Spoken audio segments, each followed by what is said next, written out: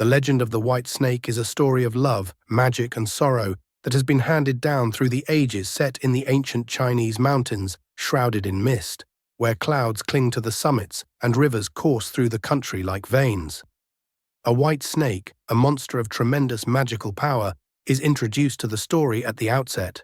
Mount Aimei is a holy site, revered for its spiritual vitality and stunning natural beauty, and this white snake has lived there for 1,000 years. Over the course of those many decades, the white snake had worked tirelessly to perfect her magical skills in the hopes of becoming immortal. She had a genuine desire to help people, and her powers just strengthened her resolve to do so. The desire to encounter the human realm grew stronger as the white snake's magical powers matured. After spending so much time alone, her interest in other people grew intense. She was interested in learning about their feelings, experiences, and reality. As a result, she chose to become a young woman and assume a human appearance. Changing her identity to Bai Suzhen, she embarked on a journey into the human realm. On her travels, Bai Suzhen spotted another snake, a green snake, who was being mistreated by a beggar. The white snake, with her compassion and sense of justice, could not stand by and watch. She interfered, sparing the green snake from danger.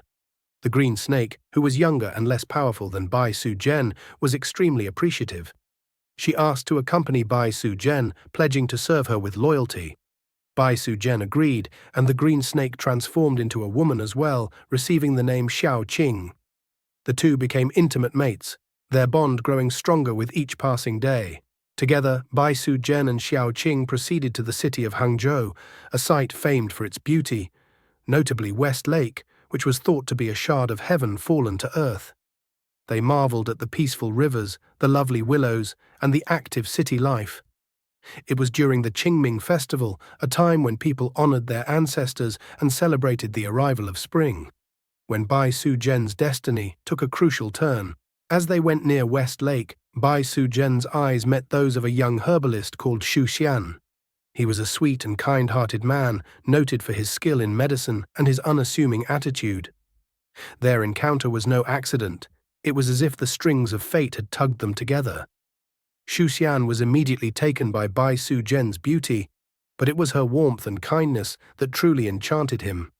Bai Suzhen, too, sensed a powerful connection, one that went beyond mere attraction. It was as if their spirits had known each other for a long time. Xu Xian, thrilled with adoration, invited Bai Suzhen and Xiao Qing to take shelter from the rain aboard his boat. As they glided around West Lake, the splendor of the surroundings echoed the developing love between Bai Suzhen and Xu Xian. The rain ceased, and the clouds parted to display a spectacular rainbow, an auspicious sign that seemed to bless their nuptials. They talked for hours, sharing experiences and dreams, and by the time they reached the shore, they knew that they were meant to be together. Their love bloomed swiftly, and soon they were married in a small yet joyful ceremony. The couple settled in Hangzhou, founding a medicine shop that immediately became recognized for its powerful treatments. Bai Suzhen's knowledge of herbs, bolstered by her magical skills, gave miraculous cures to many, while Xu Xian's kind manner earned the faith and admiration of their clientele. Their shop became a symbol of hope and healing in the community, and their fame traveled far and wide. Their euphoria reached new heights with the birth of their son, Shi Lin. The advent of their kid provided enormous delight to Bai Suzhen and Xu Xian, reinforcing their love and their role in the community. They were a picture of contentment, their lives linked with love, prosperity, and the happiness of their growing family. However, as their joy grew, so did the attention of others. Among those who heard of their achievement was a monk named Fa Hai, who resided in the Jinshan temple. Fa Hai was famed for his deep spiritual insights, yet he was also a man who saw the world in black and white.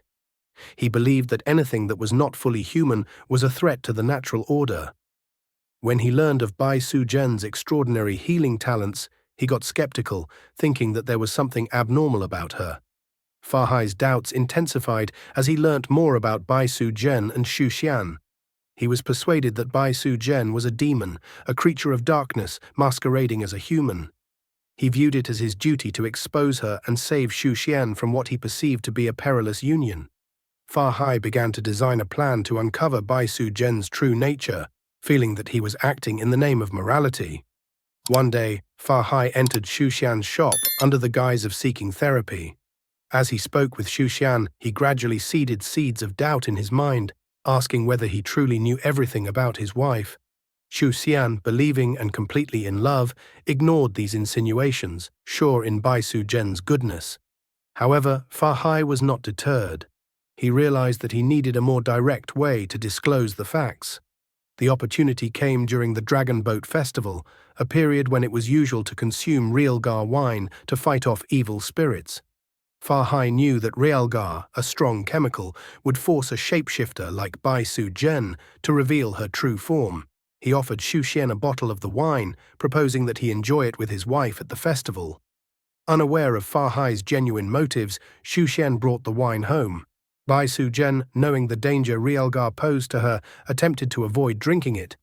But not wanting to attract suspicion or damage Xu Xian's sentiments, she unwillingly took a sip. The ramifications were immediate and terrible. In a moment, her human body disappeared, exposing her true identity as a giant white serpent.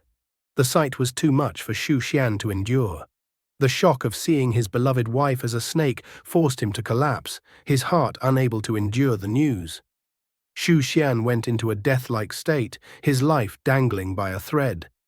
Bai Suzhen, stricken with grief and shame, felt that she had to act immediately to save him. Her love for Xu Xian was stronger than any fear or embarrassment she might have felt about her true nature. Determined to bring Xu Xian back to life, Bai Suzhen set out on a treacherous trek to the Kunlun Mountains, where it was rumored that the famous Lingji mushroom thrived. This fungus, also known as the elixir of immortality, was supposed to have the capacity to restore life. With Xiaoqing by her side, Bai Suzhen braved the perilous mountains, braving countless challenges, both natural and magical. The voyage was difficult, packed with hazards at every step. They encountered dangerous monsters, treacherous terrain, and powerful guards who attempted to prevent anyone from obtaining the precious mushroom. But Bai Suzhen, driven by her love for Xu Xian and her mission to save him, conquered every challenge.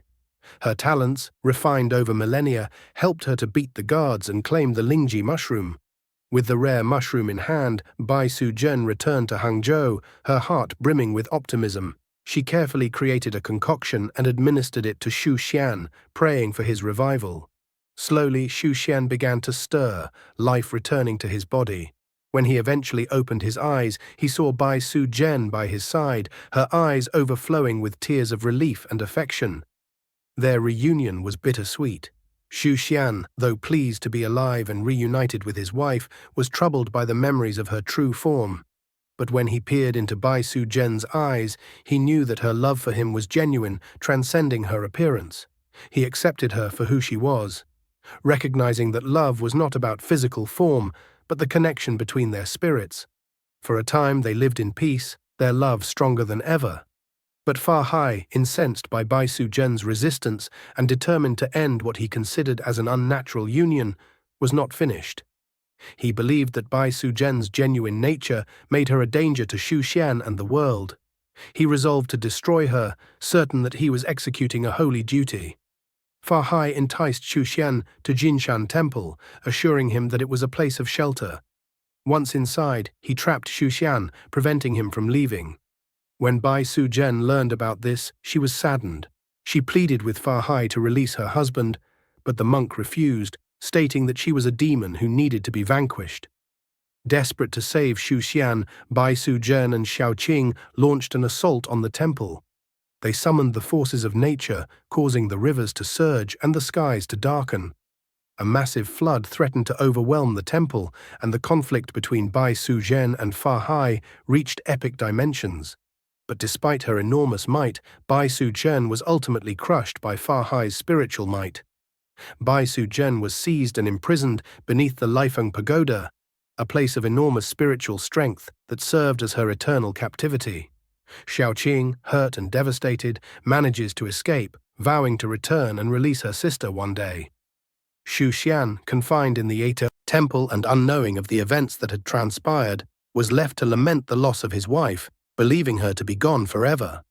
Years passed, and Bai Suzhen's story became legend. Xu Xian lived out his days in despair, raising their son Shi Lin and passing on the expertise of medicine. He never remarried, his heart forever loyal to Bai Suzhen. As for Bai Suzhen, she remained trapped beneath the Leifeng pagoda, her spirit enduring unending torment. Yet her love for Xu Xian never wavered. But Xiaoqing, loyal to her pledge, spent years cultivating her powers. She exercised in secret, her resolve hardening with time. When she finally felt ready, she returned to Hangzhou and battled the magical barrier of the Leifeng pagoda.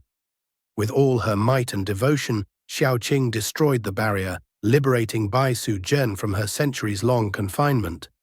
Reunited at last, Bai Suzhen and Xiaoqing returned to the mystical mountains from whence they came.